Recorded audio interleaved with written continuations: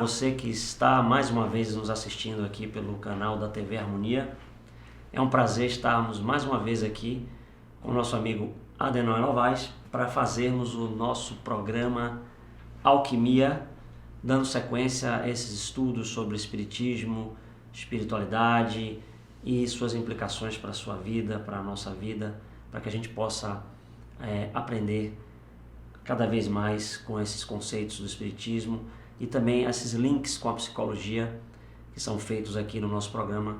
Vamos hoje falar sobre um tema muito bacana, muito interessante, mas antes eu queria dar a saudação ao Adenauer e para que ele pudesse saudar os nossos. Para mim é um prazer estar aqui no programa Alquimia, em companhia de Ramiro, tratando de temas importantes, buscando sempre um olhar espiritual, um olhar psicológico, um olhar mais amplo para não só pessoalmente entender melhor dessas questões, como levar a você uma reflexão maior sobre assuntos de interesse amplo e que certamente vai nos fazer crescer.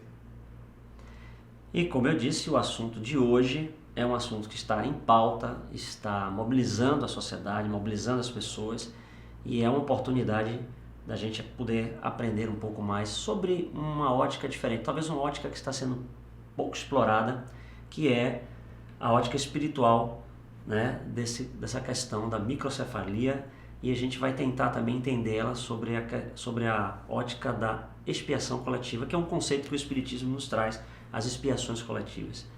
Então, antes mesmo de a gente falar sobre a microcefalia, eu queria falar um pouco sobre essa questão da expiação coletiva e da expiação individual, karma coletivo, karma individual. Do ponto de vista do Espiritismo, como nós poderíamos conceituar e diferenciar essas duas questões, Adenauer? Veja bem, Ramiro, nós sempre tivemos doenças ou problemas coletivos, né?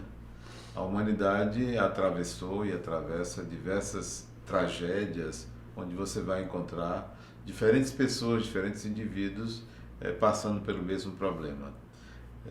Não sei se você está lembrado da tsunami, Sim. Que faleceram mais de 200 mil pessoas e elas vinham de todas as partes do mundo, eram turistas, alguns residentes, outros turistas. Então, de alguma maneira, a lei de Deus reúne pessoas para passarem por uma mesma situação expiatória. Então, isso não é incomum.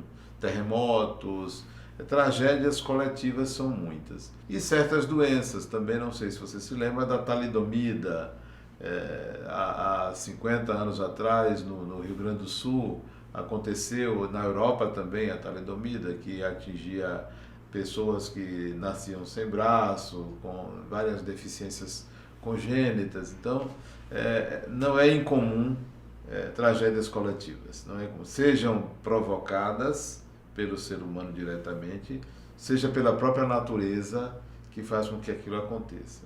Então, elas não são raras, são comuns. A microcefalia hoje é mais um exemplo de uma doença coletiva que acontece por alguma razão, reúne espíritos que têm uma mesma problemática e que vai atravessar aquilo ali. Bom, existem os karmas individuais ou as expiações individuais, mas vale ressaltar que tanto uma quanto outra pode ser evitada, pode ser modificada, não é um determinismo, vai ter que acontecer, o espírito vai ter que passar por aquilo, não. Há possibilidade de mudança de planejamento reencarnatório e o que seria, você iria passar por aquela experiência pode mudar por alguma razão, tanto quanto coletivo quanto individual. Então há as expiações coletivas e as expiações individuais. Ambas acontecem para a evolução do espírito, para a educação do espírito, não como uma punição do passado, mas como um processo de aprendizagem, cuja maneira única, encontrada pela própria mente do indivíduo, pela própria natureza, foi aquela, né? Uhum. Então, assim, esse processo, ao dizer dessa forma, você entende como uma sequência natural no curso da história do desenvolvimento humano aqui na Terra. Então, não é nada fora do que acontece Já ao longo da acontece, história da sempre humanidade. aconteceu. Né? Bom, de qualquer forma, as pessoas ficam chocadas. Me parece que esse aspecto da microcefalia ser transmitida por um mosquito, né? Chama atenção o fato de a gente ter uma situação de alta gravidade, né? De consequências. E, aliás, eu queria até aproveitar para que você pudesse explicar para o pessoal o que é a microcefalia, o que é a doença em si, porque tem muita gente que está ouvindo falar, você está ouvindo falar e não sabe exatamente o que é. A microcefalia é uma doença que tem várias causas, não é só por um vírus, né? Não é só por uma picada de mosquito, tem várias causas biológicas, ingestão de substâncias químicas, anóxia cerebral, várias causas podem provocar a microcefalia. O que é a microcefalia? É uma redução do perímetro encefálico. Conceitua-se que uma criança que nasce com perímetro encefálico menor do que 32 centímetros, ela tem microcefalia. Quais são os sintomas que essa doença apresenta? A redução do tamanho do cérebro pode provocar uma série de disfunções motoras, cognitivas, várias dificuldades de convivência, de alimentação, de deglutição, de locomoção. Então, essa redução do perímetro encefálico faz com que o indivíduo tenha uma série de dificuldades. Mas mesmo tendo microcefalia, cujo perímetro é reduzido, as consequências podem variar de indivíduo para indivíduo. Tem portadores de microcefalia que conseguem ter uma vida normal, com algumas dificuldades, mas tem uma vida normal, tem sua cognição, permanece sua cognição, se locomove com algumas dificuldades. E tem aquela microcefalia que o indivíduo passa a encarnação inteira e não consegue manter uma relação de independência social. E tem aqueles que, ao nascer, em pouco tempo, em alguns dias, desencarnam porque o corpo não consegue se desenvolver o tamanho do cérebro. Então, é uma doença que acontece há muitos anos, não é agora, não é porque o Brasil recebeu o vírus em 2015 que começou a existir microcefalia. Sempre existiu no mundo inteiro, justamente para aquelas pessoas, aquelas mães que usavam drogas. As mães que usam drogas, elas são mais aptas a gerar uma criança com microcefalia. E outros fatores genéticos que escapam à nossa compreensão, né? Bom, então nós temos aí claramente uma limitação da capacidade cerebral. Tem muita gente que pensa que a inteligência, aliás, é uma visão materialista da vida, uma visão mecanicista da vida, nos induz a pensar que a sede da inteligência é o cérebro, né? O elemento causal da inteligência seria o próprio cérebro. Numa visão espiritualista, nós já entendemos isso de uma forma diferente. Nós entendemos que o cérebro é um equipamento que é utilizado pelo espírito para se manifestar no plano físico, para se manifestar ante a realidade objetiva, material. Então, na verdade, o que nós temos na microcefalia é uma limitação desta capacidade. Quer dizer, o espírito ele já nasce dentro de uma gaiola, digamos assim, metaforicamente falando, para se manifestar, né? Ele nasce limitado. Então, mesmo sendo uma experiência coletiva, que se isso acontecer em larga escala por causa de uma transmissão de um vírus através de um mosquito, mas do ponto de vista individual, para esse espírito, né? Como poderíamos ver e perceber essa experiência limitada? Como é que quais os aprendizados que o espírito pode estar necessitando passar? Vamos olhar dessa forma e tentar entender. Veja, primeiro é preciso compreender que a ciência, ela parte do princípio que a inteligência, as habilidades, elas ocorrem por causa dos órgãos. Porque é o que se tem à mão, é o que é visível, é o que se pode enxergar. Então o órgão gera a função, o órgão gera a habilidade. Esta é a visão, eu não diria materialista, é a visão possível para quem está do lado de cá. Para que se entenda que é a função que gera o órgão, é preciso estar do outro lado. É preciso pensar espiritualmente. É preciso pensar espiritualmente, okay. Ou pensar psicologicamente, ou pensar que há um indivíduo independentemente de um corpo.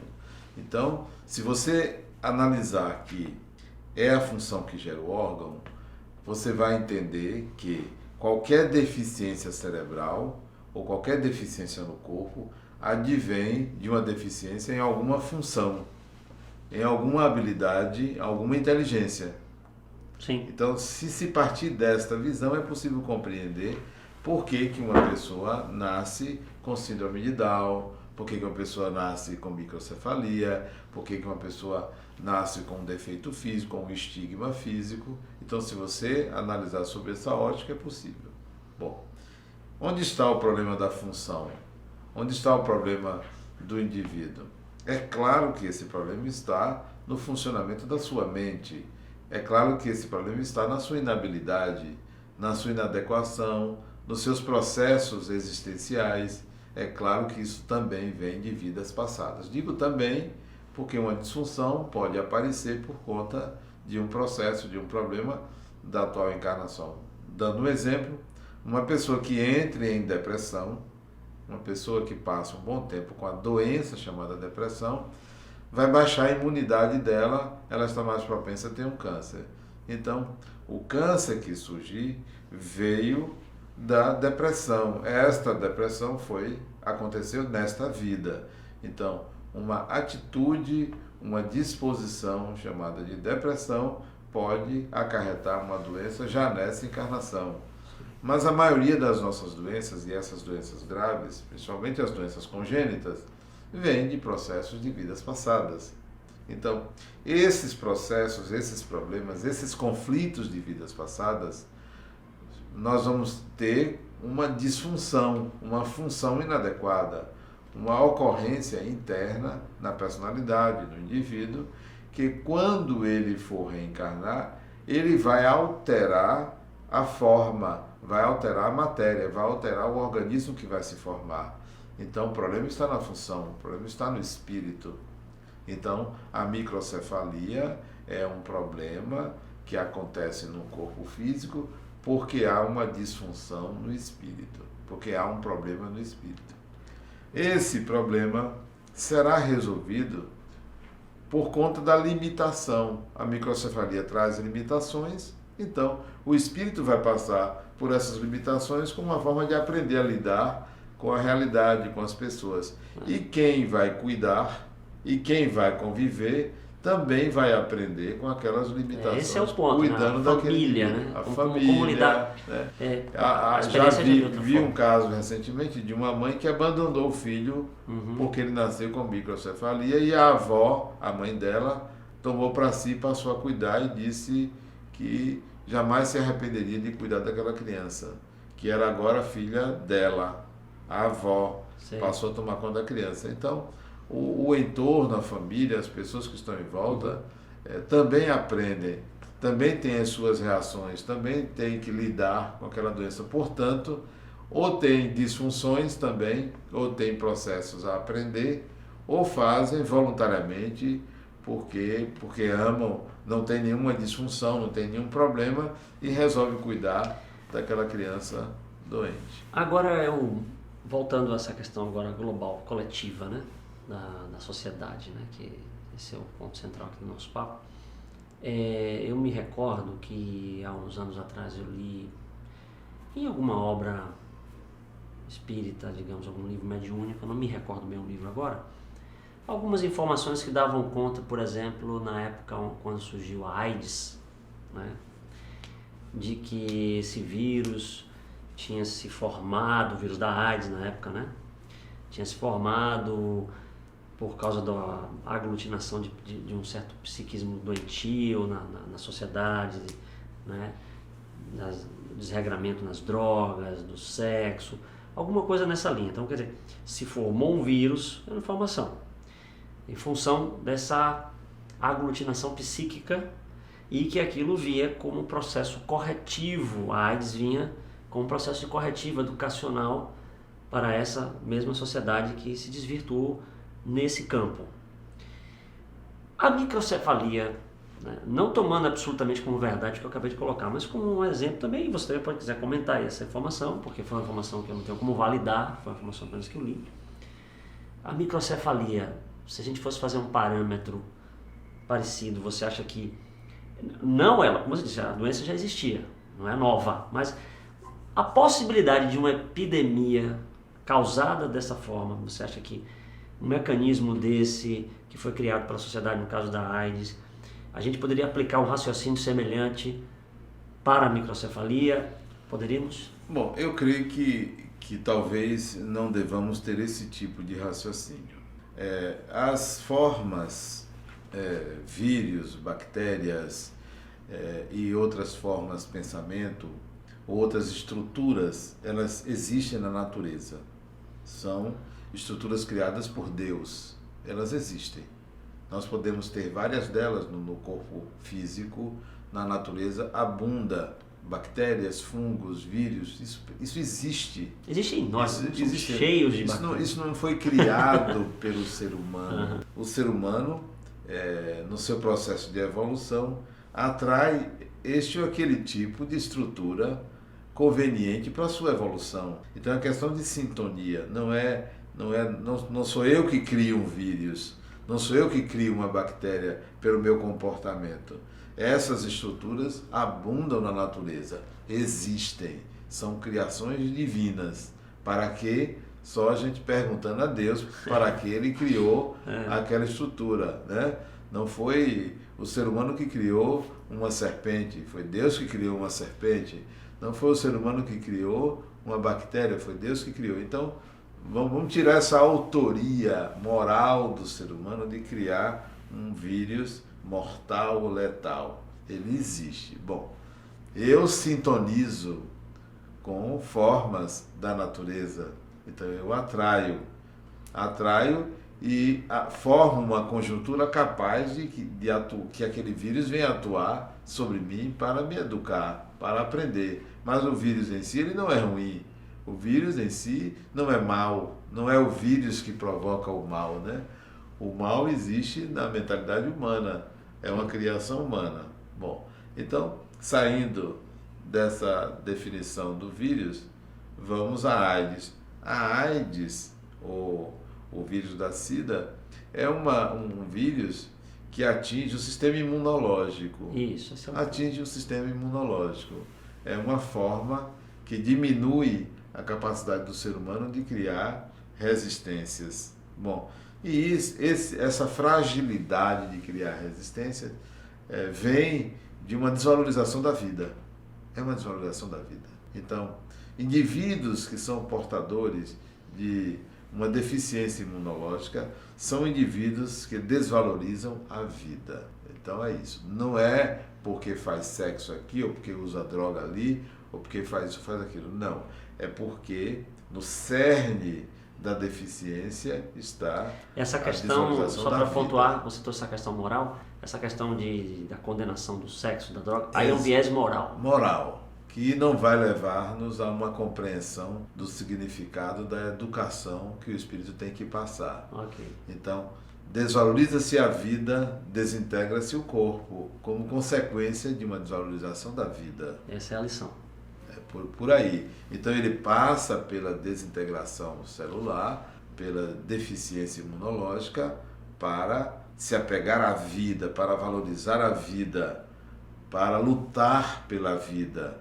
E ele vai aprender com isso numa ou noutra encarnação, não necessariamente por causa da doença, mas a doença vai dar o start.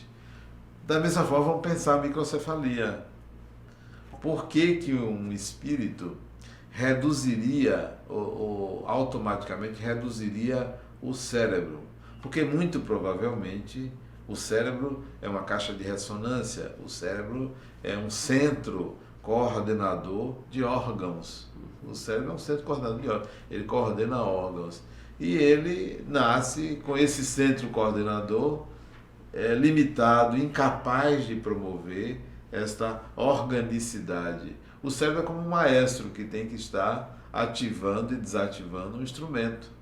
Então, a microcefalia é um maestro que não compareceu, ou que está gripado, ou que está com uma dificuldade, né? Então, vamos ao espírito. Esse espírito tem uma dificuldade de organização, uma dificuldade de coordenação, uma dificuldade de gerência da sua própria existência. É como se ele tivesse falido na capacidade de gerir a própria vida. Por isso que ele vai precisar de alguém, por isso que ele vai precisar muito mais tempo de alguém que vá educá-lo a gerir a vida, vai ensiná-lo a ter independência. Então, é um processo bem diferente no caso da AIDS. Muito diferente. Então, a educação é de outro tipo, por causa da dificuldade desse espírito de gerir a própria vida, de coordenar a própria vida. Por isso que ele vem com microcefalia. Então, por exemplo, quando a gente assiste na natureza um fenômeno como esse, onde há a possibilidade de haver várias experiências se somando agora, se evidentemente a epidemia não for controlada, porque evidentemente está na mão das autoridades e da consciência coletiva tentar diminuir os impactos desse problema de saúde pública. Mas certamente que se está ocorrendo, a natureza de alguma maneira é como se ela dissesse assim, olha, tem muito espírito aí na fila que de alguma forma gerou esta necessidade e abriu-se essa possibilidade de vários passarem por essa experiência. A gente poderia olhar dessa forma? Podemos olhar dessa forma, sim, mas a visão aí é enviesada. A opinião pública está sendo conduzida para ver a questão da Zika ou a questão da microcefalia como uma epidemia. Mas eu chamo a atenção que o problema maior não é este. Vamos controlar, não precisa se alarmar, né? Não precisa tomar nenhuma medida, a não ser uma medida educativa de higiene, de cuidado com o que nós fazemos com lixo, com água parada, com a nossa casa. Bom, mas Salvador, por exemplo, onde nós moramos, é a cidade do Brasil que tem maior número de mortes por armas de fogo. O ano passado foram mais de 4.000 pessoas que desencarnaram por armas de fogo em Salvador. E ninguém toma isso como epidemia. Ninguém se preocupa com isso. É muito grave. Mas é muito mais grave. A violência é muito mais grave do que a microcefalia. Não que devamos descuidar da microcefalia. Temos que buscar vacinas, temos que buscar meios de evitar. Mas os problemas são muito maiores, né? A sociedade precisa enxergar isso melhor. Então, espiritualmente, há processos educativos em curso muito mais graves do que a microcefalia, do que a AIDS, muito mais graves. A nossa sociedade está doente, porque o espírito está doente. É por isso que a sociedade está doente. E a doença não é só a microcefalia. Ela se dissemina em outros formatos mais sérios, né? Muito mais sérios.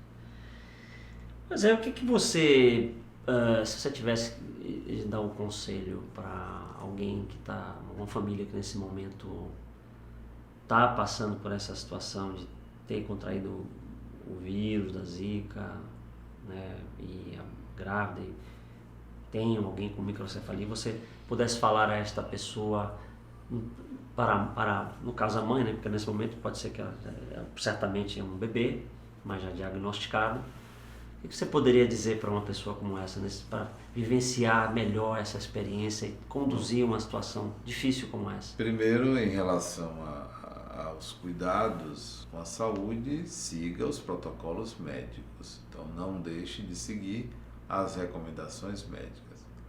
Do ponto de vista espiritual, você recebeu, seja você a mãe, seja você a avó, o irmão, o pai, ou qualquer ente familiar que vai lidar, que vai conviver com esta criança, você recebeu um espírito que precisa da sua bondade, do seu discernimento, da sua energia para evoluir.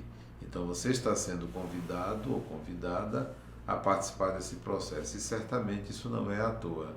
Isso vai oportunizar que você também cresça por conta desse auxílio que você vai proporcionar. A experiência é uma experiência difícil, que vai exigir muito de você, mas certamente será recompensadora. Você será mais beneficiado em ajudar um espírito que renasce num corpo com microcefalia do que o próprio espírito. Eu espero que você que está nos assistindo possa ter aproveitado esses conteúdos, principalmente esse olhar espiritual para o problema, porque é uma forma diferente da gente olhar essa questão que está sendo debatida largamente pelos meios de comunicação, pelas instituições públicas, pelas pessoas.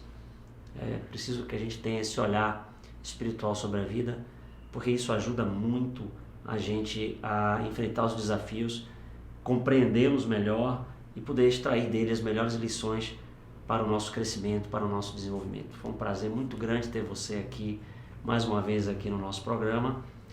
E até o próximo, né, Adenor? Sim, até o próximo com novos temas instigantes, né? Que possam trazer luz espiritual sobre essas questões. É isso aí, até lá.